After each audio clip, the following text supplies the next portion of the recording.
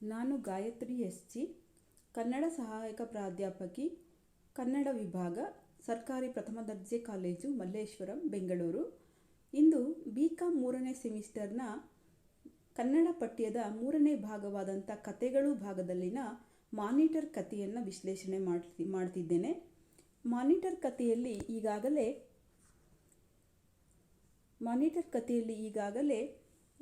ಕಿವಿ ಮತ್ತು ನಿರೂಪಕರ ಸಂಬಂಧ ಮತ್ತು ಉಡು ಮತ್ತು ಕಿವಿಯ ಸಂಘರ್ಷ ಮತ್ತು ಆ ಉಡುವನ್ನು ಲೇಖಕರು ಹಿಡಿದಂಥ ಸಂದರ್ಭ ಮತ್ತು ಅವರು ಆ ಸಂದರ್ಭದಲ್ಲಿ ನೀಡಿದಂಥ ವಿಶೇಷ ಮಾಹಿತಿಗಳು, ಆ ವಿಶೇಷ ಮಾಹಿತಿಗಳಲ್ಲಿ ನಿರಪಾಯದ ಪ್ರಾಣಿಗಳು ಕೂಡ ಹೇಗೆ ಆತ್ಮರಕ್ಷಣೆಗೆ ತಮ್ಮ ಹಲ್ಲನ್ನೋ ಉಗುರನ್ನೋ ಬಳಸಿ ಮನುಷ್ಯನನ್ನು ಅಯ್ಯಯ್ಯೋ ಅಂತ ಕೂಗೋ ಹಾಗೆ ಮಾಡ್ತವೆ ಅನ್ನೋದನ್ನು ನಾವು ಗಮನಿಸಿದ್ದೀವಿ. ಮತ್ತು ಹಾಗೆಯೇ ಆ ಬೆಂಕಿದಾರಿ ಬಗ್ಗೆ ಹೇಳ್ತಾರೆ. ಆ ಬೆಂಕಿದಾರಿ ಮಾಡಿದಾಗ ಹೇಗೆ ಉಡು ಬಂದು ಅದರ ಮೇಲೆ ತರಗೆಲೆಗಳನ್ನು ರಾಶಿ ಮಾಡ್ತಾಯಿತ್ತು, ಹರಡ್ತಾ ಇತ್ತು ಅನ್ನೋದನ್ನು ಕೂಡ ಅವ್ರು ಹೇಳ್ತಾರೆ. ಹೀಗೆ ಹಲವಾರು ಸಂಗತಿಗಳನ್ನು ಈಗಾಗಲೇ ನಾವು ಗಮನಿಸಿದ್ದೀವಿ. ಆ ಸನ್ನಿವೇಶವನ್ನು, ಉಡುವನ್ನು ಹಿಡಿದಂಥ ಸನ್ನಿವೇಶವನ್ನು ಕೂಡ ನಾವು ಗಮನಿಸಿದ್ದೀವಿ. ಈಗ ಆ ಬೆಂಕಿದಾರಿಯ ವಿಷಯವನ್ನು ಮತ್ತೊಮ್ಮೆ ನೆನಪಿಸ್ಕೊಳ್ತಾ ಮುಂದಿನ ಭಾಗವನ್ನು ನೋಡೋಣ. ಈ ಬೆಂಕಿದಾರಿಯ ಆಚೀಚೆ ಬದಿಯಲ್ಲಿ ಬಿದ್ದಿರುತ್ತಿದ್ದ ತರಗೆಲೆ ರಾಶಿಯನ್ನು ಗುಡಿಸಿ ಶುದ್ಧಿ ಮಾಡುವ ಜವಾಬ್ದಾರಿ ಹೊತ್ತಿದ್ದ ಮಾರ ಬೆಂಕಿದಾರಿಯ ಮೇಲೆ ಬಿದ್ದಿರುತ್ತಿದ್ದ ತರಗೆಲೆಗಳಿಗೆ ಕಾರಣ ಯಾವುದೋ ಉಡುವೆ ಎಂದು ಗುಡಿಸುವಾಗಲೆಲ್ಲ ಶಾಪ ಹಾಕುತ್ತಿದ್ದ. ಅಂದರೆ ಆ ಶಾಪ ಹಾಕ್ತಾ ಇದ್ದ. ಯಾಕೆ ಅಂತಂದರೆ, ನಾನು ಗುಡಿಸ್ಬೇಕಾಗಿದೆಯಲ್ಲ ಅಂತ. ಆ ಬೆಂಕಿದಾರಿ ಖಾಲಿಯಾಗೇ ಇರಬೇಕು ಯಾವಾಗಲೂ ಕೂಡ. ಖಾಲಿಯಾಗಿ ಇಲ್ಲ ಅಂತಂದರೆ, ತರಗೆಲೆ ಬಿದ್ದಿತ್ತು ಅಂದರೆ, ಕಾಡಿಗೆ ಬೆಂಕಿ ಬಿತ್ತು ಅಂದರೆ ಕಾಫಿ ತೋಟಕ್ಕೂ ಕೂಡ ಬೆಂಕಿ ಬೀಳುವಂಥ ಸಾಧ್ಯತೆ ಇರುತ್ತೆ. ಅದಕ್ಕೋಸ್ಕರ ಅವನು ಪ್ರತಿದಿನ ನಾನು ಗುಡಿಸ್ಬೇಕಲ್ಲ, ಈ ತರಗೆಲೆ ಬೀಳಿಸುವಂಥದ್ದು ಉಡಾನೆ ಅಂತಂದ್ಬಿಟ್ಟು ಅವನಿಗೆ ತುಂಬಾ ಚೆನ್ನಾಗಿ ಗೊತ್ತು ಅನ್ನೋ ಹಾಗೆ ಅವನು ಶಾಪ ಹಾಕ್ತಾ ಇದ್ದ. ನಿರೂಪಕರಿಗೆ ಆ ಕಿಡಿಗೇಡಿ ಉಡುವನ್ನು ಬೆಂಕಿದಾರಿಯ ಬಳಿ ನೋಡಲಾಗಿರಲಿಲ್ಲ. ಅಂದರೆ ಆ ಬೆಂಕಿದಾರಿ ಹತ್ರ ಎಷ್ಟು ಸಲ ಹೋಗಿ ಕಾದರೂ ಕೂಡ ಯಾವತ್ತೂ ಆ ಉಡ ಇವ್ರ ಕಣ್ಣಿಗೆ ಬಿದ್ದಿರಲಿಲ್ಲ ಅಂತ ಹೇಳ್ತಾರೆ. ಹಾಗೆ ಮಾರನು ಹೇಳಿದಂತೆ ಉಡು ಅಂತ ಹೇಳಿದ್ರೆ ಒಂದು ದೊಡ್ಡ ಓತಿಕ್ಯಾತ ಇರಬಹುದು ಅಂತೇಳಿ ಇವರು ಅಂದ್ಕೊಂಡಿದ್ರು. ಉಡದ ಮಾಂಸ ಪ್ರಪಂಚದಲ್ಲೇ ಸರ್ವಶ್ರೇಷ್ಠವಾದ್ದೆಂದು ಮಾರನಿಂದ ತಿಳಿಯಿತು. ಅಂದರೆ ಮಾರ ಹೇಳ್ದ, ಪ್ರಪಂಚದಲ್ಲೇ ಅದು ಶ್ರೇಷ್ಠವಾದ ಮಾಂಸ, ಅದನ್ನು ತಿನ್ನೋವಂಥ ಯುರೋಪಿಯನ್ ದೊರೆಗಳು ಇದ್ದರು ಅಂತೇಳಿ ಅವನು ಹೇಳ್ತಾನೆ. ಮತ್ತು ಉಡುವನ್ನು ತಿನ್ನೋ ತಿಂಡಿಯ ಹಾಗೆ ಕಲ್ಪಿಸ್ಕೊಳ್ಳೋದಕ್ಕೆ ನಿರೂಪಕರಿಗೆ ಸಾಧ್ಯವಾಗಲಿಲ್ಲ ಅಂತ ಹೇಳ್ತಾರೆ. ಹಾಗಂದರೆ ತಿನ್ನೋ ತಿಂಡಿ ಅಂತಂದರೆ ನೋಡಿದ್ರೆ ಸಾಕು ಅದ್ರ ಬಗ್ಗೆ ಆಸೆ ಉಂಟಾಗುವಂಥದ್ದು. ತಿನ್ನೋ ತಿಂಡಿ ಅಂತ ಯಾಕೆ ಕಲ್ಪಿಸ್ಕೊಳ್ಳೋಕ್ಕಾಗಲಿಲ್ಲ ಅಂತ ಹೇಳಿದ್ರೆ, ಯಾವುದಾದ್ರು ತಿಂಡಿನ ನೋಡಿದ್ರೆ ನಮ್ಗೆ ಏನನ್ಸುತ್ತೆ, ಅದನ್ನು ತಿನ್ನಬೇಕು ಅನ್ನೋ ಆಸೆ ಉಂಟಾಗುತ್ತೆ. ಆದರೆ ಈ ಒಂದು ಉಡವನ್ನು, ಅದರ ಭಯಂಕರ ಸ್ವರೂಪವನ್ನು ನೋಡಿದಂಥ ನಿರೂಪಕರಿಗೆ ಅದನ್ನು ತಿನ್ನೋ ತಿಂಡಿಯ ಹಾಗೆ ಕಲ್ಪಿಸ್ಕೊಳ್ಳೋದಕ್ಕೆ ಸಾಧ್ಯ ಆಗಲಿಲ್ಲ ಅಂತ. ಇದನ್ನು ಮತ್ತೆ ಇವ್ರು ನೋಡಿರ್ತಾರೆ. ನೋಡಿ ಅಲ್ಲಿ ಹಕ್ಕಿಗಳ ಫೋಟೋ ತೆಗೆಯಲು ಮರೆ ರಚಿಸಿಕೊಂಡು ಒಳಗೆ ಕುಳಿತಿದ್ದಾಗ ಜರ ಸದ್ದು ಮಾಡುತ್ತಾ ಬಂದ ಉಡು ಪೊದೆಯೊಂದರ ಅಡಿಯಿಂದ ನಿರೂಪಕರ ಮರೆಯ ಕಡೆಗೆ ಮೆಲ್ಲಗೆ ಇಣುಕಿತು. ಒಮ್ಮೆ ಅವರು ಅದನ್ನು ಸಂಧಿಸಿದಂಥ ಸಂದರ್ಭವನ್ನು ಹೇಳ್ತಾ ಇದ್ದಾರೆ. ಬರೀ ತಲೆಯನ್ನಷ್ಟೇ ಅದು ಹೊರ ಹಾಕಿದ್ದರಿಂದ ಅದನ್ನು ಮೊದಲು ಹಾವಿನ ತಲೆ ಅಂತ ಅಂದ್ಕೊಂಡ್ರಂತೆ. ಹಾವಿನ ತಲೆ ಯಾಕೆ ಅಂದ್ಕೊಂಡ್ರು ಅಂತ ಹೇಳಿದ್ರೆ, ಅದರ ಕುತ್ತಿಗೆಯ ಚರ್ಮ ಹಾವಿನ ಚರ್ಮವನ್ನೇ ಹೋಲುತ್ತಿತ್ತು. ಅದರ ನಾಲಿಗೆಯು ಹಾವಿನಂತೆಯೇ ಸೀಳಿದ ನಾಲಿಗೆ. ಅದರಿಂದ ಅವರು ಹಾಗಂತ ಅಂದ್ಕೊಂಡ್ರು. ಅದೇನು ಮಾಡ್ತು, ಭಯ ಮತ್ತು ಸಂಶಯಗಳಿಂದ ಸ್ವಲ್ಪ ಹೊತ್ತು ಮರೆಯನ್ನು ವೀಕ್ಷಿಸಿದ ನಂತರ ನಿಧಾನವಾಗಿ ಹೊರಬಂತು. ಮಾರನ ವಿವರಣೆಯಿಂದ ಓತಿಕ್ಯಾತನಂತೆ ಇರಬಹುದೆಂದುಕೊಂಡಿದ್ದ ನಿರೂಪಕರಿಗೆ ಉಡುವಿನ ಗಾತ್ರ ಆಕಾರಗಳನ್ನು ನೋಡಿ ಗಾಬರಿಯಾಯಿತು. ಅಷ್ಟು ದೊಡ್ಡದಾಗಿರುವಂಥ ಪ್ರಾಣಿ ಹೇಗಪ್ಪ, ಅದನ್ನು ಓತಿಕ್ಯಾತ ಥರ ಅಂದ್ಕೊಂಡಿದ್ನಲ್ಲ ನಾನು ಅಂತೇಳಿ ಇವ್ರಿಗನ್ನಿಸ್ತು. 5 ಅಡಿಗಳಷ್ಟು ಉದ್ದ, ಅಂದರೆ ಮನುಷ್ಯನ ಒಂದು ಉದ್ದದಷ್ಟೇ ಅದು ಕೂಡ ಇದೆ. ಉಡುವಿನ ಬಾಲವೇ ಕೊಡಲಿ ಕಾವಿನಷ್ಟು ದಪ್ಪ ಇತ್ತು. ಕೊಡಲಿ ಕಾವು ಅಂದರೆ ಕೊಡಲಿ ಹಿಂಭಾಗ ಇರುತ್ತಲ್ಲ, ಮರದ್ದು ಮಾಡಿರ್ತಾರಲ್ಲ, ಆ ಕಾವಿನಷ್ಟೇ ದಪ್ಪ ಇತ್ತು ಅಂತ ಹೇಳ್ತಾರೆ. ಅನೇಕ ಮಿಲಿಯ ವರ್ಷಗಳ ಹಿಂದೆ ಭೂಮಿಯಲ್ಲಿ ಈ ಜಾತಿ ಬೃಹತ್ ಗಾತ್ರದ ಮಹೋರಗಗಳ ಪ್ರತಿನಿಧಿಯನ್ನು ಕಂಡಂತೆ ನಿರೂಪಕರಿಗೆ ಸಂತೋಷವಾಯಿತು. ಅದಕ್ಕೂ ಮುನ್ನ ಸುಮಾರು 5 ಅಡಿಗಳಷ್ಟು ಉದ್ದ ಇದ್ದಂಥ ಆ ಉಡುವಿನ ಬಾಲ ಕೊಡಲಿ ಕಾವಿನಷ್ಟು ದಪ್ಪ ಇತ್ತು.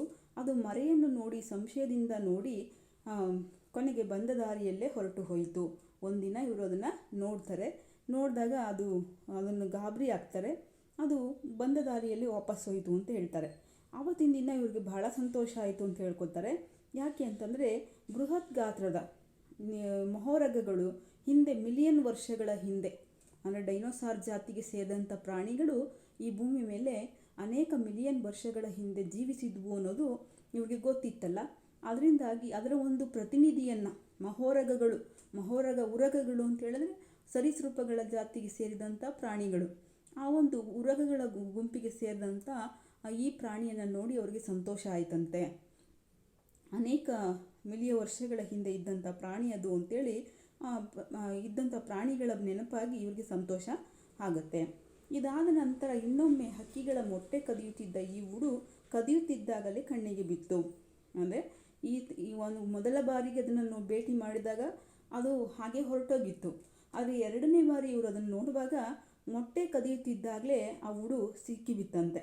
ತಾಯಿ ಹಕ್ಕಿಯ ಚೀರಾಟ ಕೇಳಿ ನಿರೂಪಕರು ಅಲ್ಲಿಗೆ ಬಂದಾಗ ಇವರನ್ನು ನೋಡಿದ್ದೇ ತಡ ಹಕ್ಕಿ ಗೂಡಿದ್ದ ಗಿಡದ ಮೇಲಿಂದ ದೊಪ್ಪನೆ ನೆಗೆದು ಓಡಿ ಹೋಯಿತು ಅಂತ ಇಲ್ಲಿ ಹೇಳ್ತಾ ಇದ್ದಾರೆ. ಅಂತಂದರೆ ಆವಾಗ ಅವರು ಮಾನಿಟರ್ ಅಂತೇಳಿ ಹೆಸರನ್ನು ಇಟ್ಟಿರ್ತಾರೆ. ಈ ಮಾನಿಟರ್ನ ಆಹಾರ ಹಕ್ಕಿಗಳ ಮೊಟ್ಟೆ ಮರಿಗಳಲ್ಲದೆ ಹುಳು, ಉಪ್ಪಟೆ, ಗೆದ್ದಲು, ಇರುವೆ ಇತ್ಯಾದಿಗಳು ಇರಬಹುದೆಂದಿದ್ದಾರೆ. ಅಂತ ಹೇಳಿದ್ರೆ ನಿರೂಪಕರು ಮಾನಿಟರನ್ನು ಕಂಡ ಬಗ್ಗೆ ಮಾರನಿಗೆ ಹೇಳಿದಾಗ ಅವನು ಅದನ್ನು ಹೊಡೆದು ಕೊಡಿ, ನಾನಾದರೂ ಹುರಿದು ತಿನ್ನುತ್ತೇನೆ, ಇಲ್ಲದಿದ್ದರೆ ಕಾಡಿನಲ್ಲಿ ನಾಯಿ ನರಿ ತಿಂದು ಅನ್ಯಾಯ ಆಗುತ್ತದೆ ಎಂದ. ಅಂದರೆ ಈ ಮಾನಿಟರ್ ತನ್ನ ಒಂದು ತುಂಬ ವಿಶೇಷವಾದ ಬೇಟೆಯನ್ನೇನೂ ಆಡೋದಿಲ್ಲ, ಬದಲಾಗಿ ಸುಲಭವಾಗಿ ಸಿಕ್ಕುವಂಥ ಹಕ್ಕಿಗಳ ಮೊಟ್ಟೆ ಮರಿಗಳು, ಹುಳು, ಹುಪ್ಪಟೆ, ಗೆದ್ದಲು ಇವುಗಳನ್ನು ತಿನ್ನುತ್ತೆ ಅಂತೇಳಿ ಮಾಹಿತಿಯನ್ನು ನೀಡಿದ್ದಾರೆ. ಮಾರ ಆ ಉಡುವಿನ ಬಗ್ಗೆ ಇವ್ರು ಚರ್ಚೆ ಮಾಡ್ತಾರೆ ಅವನ ಹತ್ರ ಆಗಾಗ. ಅದಕ್ಕೆ ಒಂದ್ಸಲ ಮಾರ ಹೇಳ್ತಾನೆ, ಉಡುವನ್ನು ಹೊಡೆದು ಕೊಡಿ, ನಾನಾರು ತಿಂತೀನಿ, ಇಲ್ಲದೇ ಇದ್ದರೆ ಈ ನಾಯಿ ನರಿ ತಿಂದು ಅನ್ಯಾಯ ಆಗುತ್ತದೆ ಅಂತ ಅಂದ. ಅಂದರೆ ಮನುಷ್ಯ ಎಷ್ಟು ಒಂದು ಉಪಭೋಗದ ದೃಷ್ಟಿಯಿಂದ ಎಲ್ಲವನ್ನೂ ನೋಡ್ತಾನೆ ಅಂತ ಹೇಳಿದ್ರೆ, ತಾನು ಮಾತ್ರ ಅದನ್ನು ತಿನ್ಬೋದು, ಬೇರೆಯವರು ತಿಂದರೆ ಅದು ಅನ್ಯಾಯ ಆಗುತ್ತೆ ಅಂತ ಅವನು ಹೇಳ್ತಾನೆ. ಅಂದರೆ ಮನುಷ್ಯರನ್ನು ಇತರ ಪ್ರಾಣಿಗಳಿಂದ ಬೇರ್ಪಡಿಸಿ ನೋಡುವಂಥ ಒಂದು ಕ್ರಮ ನಮ್ಮ ಮನುಷ್ಯರಲ್ಲಿ ಇದೆ ಅನ್ನೋದನ್ನು ಇಲ್ಲಿ ಹೇಳ್ತಾ ಇದ್ದಾರೆ. ಅಂತಂದರೆ ನಾವು ತಿಂದರೂ ಒಂದೇ, ಆ ನಾಯಿ ನರಿ ತಿಂದರೂ ಒಂದೇ ಅಲ್ವಾ ಅಂತ ಇವರು ಪ್ರಶ್ನೆಯನ್ನು ಮಾಡ್ತಾರೆ ಲೇಖಕರು. ಹೀಗೆ ಅವ್ರು ಕೇಳ್ತಾರೆ, ಅದನ್ನು ನಾಯಿ ನರಿ ತಿಂದರೆ ಅನ್ಯಾಯ, ತಾನು ತಿಂದರೆ ನ್ಯಾಯ ಎಂದು ಯಾವ ತತ್ವದ ಆಧಾರದ ಮೇಲೆ ಮಾರ ನಿರ್ಧರಿಸಿದನೋ ಕೇಳಲಿಲ್ಲ ಎಂದಿದ್ದಾರೆ. ಅಂತಂದರೆ ಕೇಳಲಿಲ್ಲ ಇವರು ಅವನನ್ನು, ಆದರೆ ಮನಸ್ಸಿನಲ್ಲಿ ಇವರು ಆ ಪ್ರಶ್ನೆಯನ್ನು ಹಾಕ್ಕೊಂಡ್ರು. ಅವನಿಗೆ ಒಂದಾನೊಂದು ಕಾಲದಲ್ಲಿ ಭೂಮಂಡಲದ ಮೇಲೆ ವಾಸಿಸಿದ್ದ ಬೆಟ್ಟದಷ್ಟು ದೊಡ್ಡ ಉಡುಗಳ ಬಗ್ಗೆ ಹೇಳುತ್ತಾರೆ. ಅಂದರೆ ಮಾರನಿಗೆ ಕೆಲವೊಂದು ವಿಷಯಗಳನ್ನ ಹೇಳ್ತಾರೆ. ಏನಂತಂದರೆ ಮಿಲಿಯನ್ ವರ್ಷಗಳ ಹಿಂದೆ ಈ ಭೂಮಂಡಲದ ಮೇಲೆ ಇದೇ ಥರದ ಪ್ರಾಣಿಗಳಿದ್ವು, ಅವು ಬೆಟ್ಟದಷ್ಟು ಗಾತ್ರ ಇದ್ವು ಅಂತ ಹೇಳ್ತಾರೆ. ಆಗ ಅವನು ಅವೆಲ್ಲ ಏನಾದವು ಅಂತ ಕೇಳ್ತಾನೆ. ಅವೆಲ್ಲ ಏನಾದವು ಅಂತ ಕುತೂಹಲ ಒಂದು ಕಡೆ, ಮತ್ತು ಇನ್ನೊಂದು ಕಡೆ ಇದ್ದಿದ್ರೆ ತಿನ್ಬಹುದಿತ್ತೇನೋ ಅನ್ನೋ ಒಂದು ಆಸೆ ಕೂಡ ಅವನಿಗಿರುತ್ತೆ. ಎಲ್ಲ ಭೂಕಂಪದಲ್ಲಿ ಮಣ್ಣಿನ ಅಡಿ ಉಗಿದು ಹೋದವು ಎಂದು ಹೇಳಿದರು. ಮಾರ ಛೇ ಎಂಥ ಅನ್ಯಾಯ ಎಂದು ಖಿನ್ನನಾದ. ಅಂದರೆ ಅದು ಆ ಪ್ರಾಣಿಗಳೆಲ್ಲ ಏನಾದವು ಅಂತ ಅವನು ಕೇಳ್ತಾನೆ. ಅದಕ್ಕೆ ಇವರು ಹೇಳ್ತಾರೆ, ಭೂಕಂಪ ಆಗಿ ಆ ಭೂಕಂಪದ ಮಣ್ಣಿನ ಅಡಿ ಹುಗಿದು ಹೋದವು ಅಂಥೇಳಿ, ಹೋದವು ಅಂತ. ಅದರಿಂದ ಮಾರ ಛೇ ಎಂಥ ಅನ್ಯಾಯ ಆಯಿತು ಅಂತಂದ್ಬಿಟ್ಟು ಖಿನ್ನನಾದ, ಅಂದರೆ ಯೋಚನೆ ಮಾಡೋಕ್ಕೆ ಶುರು ಮಾಡ್ದ ಅಂತೇಳಿ ಹೇಳ್ತಾರೆ. ಹೀಗೆ ಮಾನಿಟರ್ನ ವೃತ್ತಾಂತವನ್ನು ನಮಗೆ ತಿಳಿಸಿದ್ದಾರೆ ನಿರೂಪಕರು.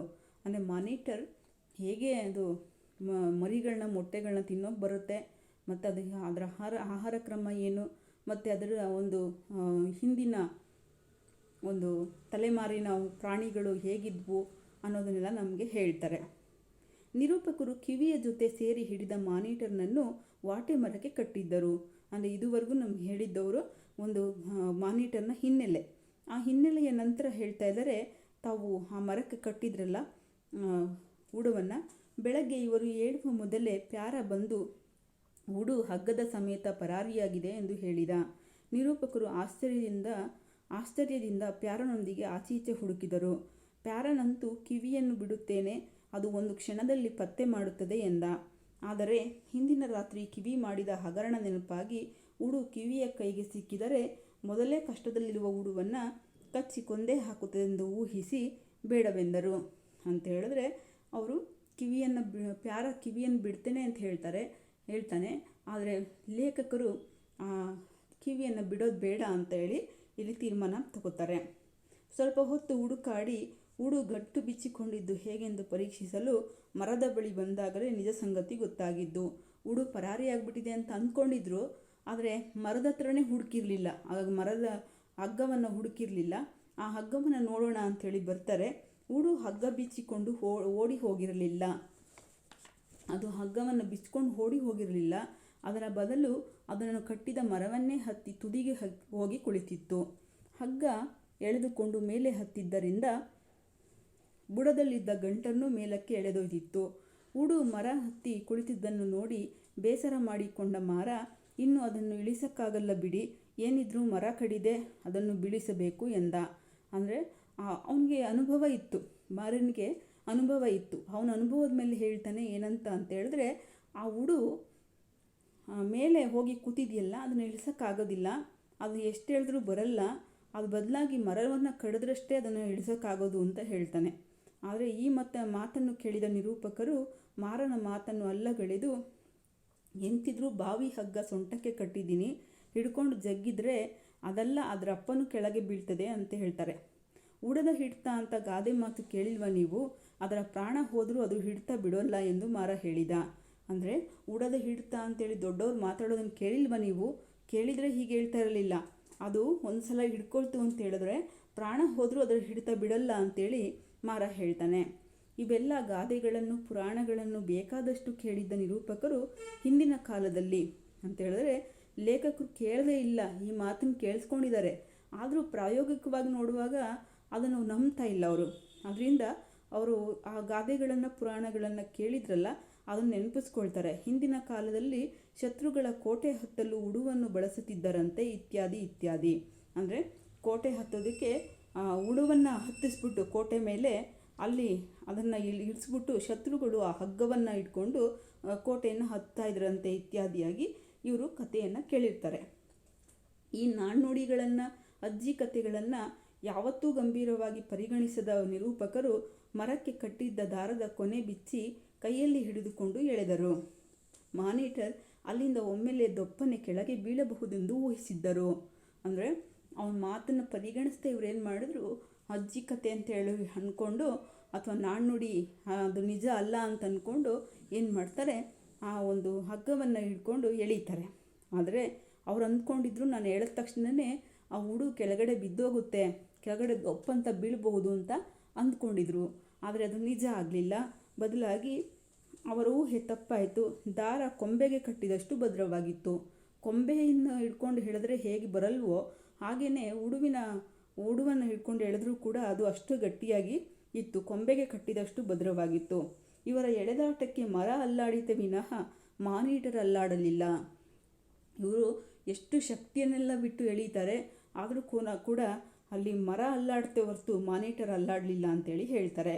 ನೋಡಿದ್ರ ನಾನು ಹೇಳಿದ್ದು ಸುಳ್ಳ ಎಂದು ಎಂದ ಮಾರ. ನಿರೂಪಕರ ಆತ್ಮಾಭಿಮಾನ ಕೆರಳಿ ಆ ಹಗ್ಗಕ್ಕೆ ಅವರ ಸಂಪೂರ್ಣ ಭಾರ ಬಿಟ್ಟು ನೇತು ಬಿದ್ದರು. ಹೀಗೆ ಏನು ಮಾಡ್ತಾರೆ, ಉಡುವಿನ ಹಿಡಿತ ಅನ್ನುವಂಥ ಗಾದೆನೇ ಇದೆ ಅಂತ ಹೇಳಿದ್ರು ನೀವು ಕೇಳಿಲ್ವಲ್ಲ, ನನ್ನ ಮಾತು ಸುಳ್ಳ ನೋಡಿ ಅಂತಂದ್ಬಿಟ್ಟು ಅವನು ಹೇಳ್ತಾನೆ. ಅವ್ರಿಗೆ ಸೋಲು ಒಪ್ಕೊಳ್ಳೋಕೆ ಇಷ್ಟ ಆಗಲ್ಲ, ಆತ್ಮಾಭಿಮಾನ ಕೆರಳುತ್ತೆ. ಆ ಆತ್ಮಾಭಿಮಾನ ಕೆರಳಿ ಏನು ಮಾಡ್ತಾರೆ, ಆ ಮರಕ್ಕೆ ಕಟ್ಟಿದಂಥ ಹಗ್ಗವನ್ನು, ಉಡಕ್ಕೆ ಕಟ್ಟಿದಂಥ ಹಗ್ಗವನ್ನು ಏನು ಮಾಡ್ತಾರೆ, ಹಿಡ್ಕೊಂಡು ಜೋತ್ ಬೀಳ್ತಾರೆ. ಜೋತ್ ಬಿದ್ದರೂ ಕೂಡ ಉಡ ಮಾತ್ರ ಕೆಳಗಡೆ ಇಳಿಯೋದಿಲ್ಲ. ಹೀಗೆ ಈ ಒಂದು ಕಥೆಯ ಭಾಗದಲ್ಲಿ ಉಡುವಿನ ಒಂದು ತುಂಬ ಶಕ್ತಿಯ ಬಗ್ಗೆ ನಮಗೆ ಗೊತ್ತಾಗುತ್ತೆ. ಅದರಲ್ಲಿರುವಂಥ ಶಕ್ತಿಯ ಬಗ್ಗೆ ನಮಗೆ ಇಲ್ಲಿ ಗೊತ್ತಾಗುತ್ತೆ. ಹೀಗೆ ಅದು ಕೂಡ ಮಿಲಿಯನ್ ವರ್ಷಗಳ ಹಿಂದೆ ಬದುಕಿದ್ದಂತಹ ಮೊಹರಗಗಳ ಒಂದು ಜಾತಿಗೆ ಸೇರಿದಂಥ ಪ್ರಾಣಿಯಾಗಿರುವಂಥ ಉಡ ಕೂಡ ಇವತ್ತು ಅಳಿವಿನಂಚಿಗೆ ಹೋಗಿದೆ ಅಂತೇಳಿ ಹೇಳ್ತಾ ಇದ್ದಾರೆ ಲೇಖಕರು. ಹೀಗೆ ಈ ಒಂದು ಕಥಾನಕದಲ್ಲಿ ಅಥವಾ ಕಥಾಭಾಗದಲ್ಲಿ ಏನು ಮಾಡಿದ್ದಾರೆ ಲೇಖಕರು, ಮಾನಿಟರ್ ಮತ್ತು ತಮ್ಮ ನಡುವೆ ನಡೆದಂಥ ಒಂದು ಸಂಗತಿಯನ್ನು ನಮಗೆ ತಿಳಿಸಿದ್ದಾರೆ. ಮತ್ತು ಕಿವಿಯ ಒಂದು ಆತ್ಮೀಯತೆ ಇಲ್ಲಿ ಗೊತ್ತಾಗುತ್ತೆ. ಮತ್ತು ತಮ್ಮ ಆಳುಗಳೊಂದಿಗೆ ಅವ್ರಿಗೆ ಜ್ಞಾನ ಇಲ್ಲ ಅಂದರೂ ಕೂಡ ಅವರೊಂದಿಗೂ ಕೂಡ ಚರ್ಚೆ ಮಾಡುವಂತಹ ಒಂದು ಮುಕ್ತ ಮನಸ್ಥಿತಿ ಅವ್ರಿಗಿರೋದು ನಮಗಿಲ್ಲಿ ಗೊತ್ತಾಗುತ್ತೆ. ಹೀಗೆ ಅವರು ತಮ್ಮ ಪರಿಸರದ ಜೊತೆಯಲ್ಲಿ ಹೊಂದ್ಕೊಂಡು ಹೋಗೋದು ಹೇಗೆ ಅನ್ನೋದನ್ನು ಕೂಡ ನಮಗಿಲ್ಲಿ ತಿಳಿಸೋದಕ್ಕೆ ಪ್ರಯತ್ನ ಪಟ್ಟಿದ್ದಾರೆ ಅಂತ ಹೇಳ್ಬೋದು. ಹೀಗೆ ಈ ಒಂದು ಭಾಗವನ್ನು ಹೇಳಿದ್ದಾರೆ. ಇಲ್ಲಿಗೆ ಈ ಒಂದು ತರಗತಿ ಮುಕ್ತಾಯ ಆಗುತ್ತೆ.